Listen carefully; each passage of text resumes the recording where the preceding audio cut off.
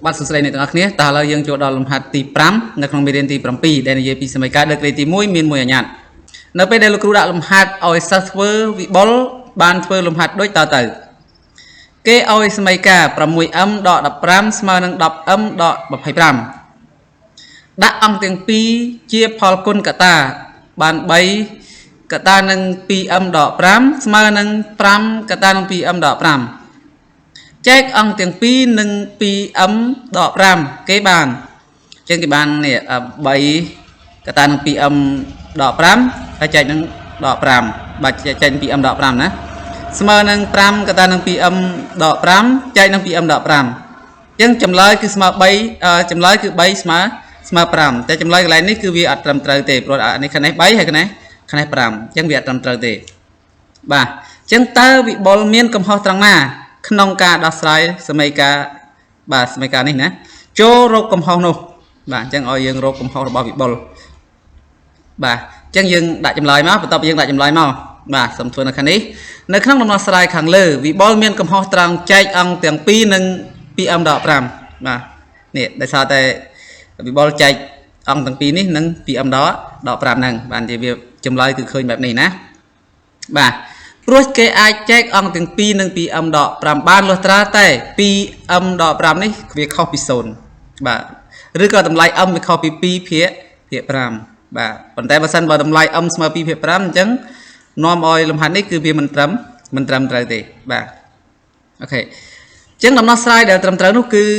បាទនេះយើងយកលំហាត់នេះលំហាត់ដើមមកគេគឺពេលយើងតម្រូវ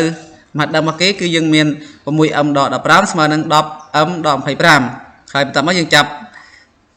ជាផលគុណកតាមកបាទយើងចាប់កតារួមណា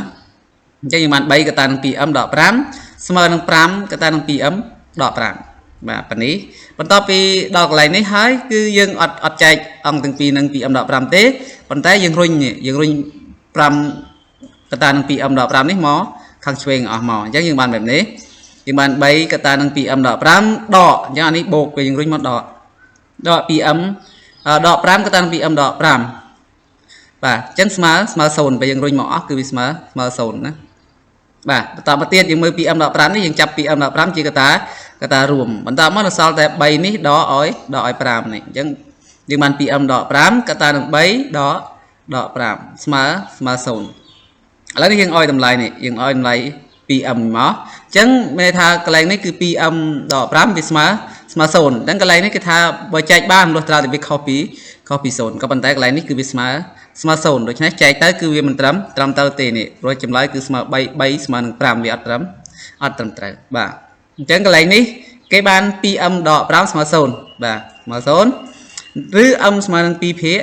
5នេះស្មើនឹងចម្លើយនេះបាត់ហើយបាទអញ្ចឹងកំហុសដែលវិបុលខុសនោះគឺចែកនឹង 2M ដក5បាទអញ្ចឹងចម្លើយនៃសមីការនេះគឺ M ស្មើ2ភាគ5ជារឹសនៃសមីការដូច្នេះវិបុលមិនអាចចែកអង្គទាំងពីរនឹង 2M ដក5បានទេបាទបើចែកទៅគឺវាខុសហើយបាទអញ្ចឹងអរគុណច្រើនហើយលំហាត់ទី5របស់យើងមានប៉ុណ្ណឹង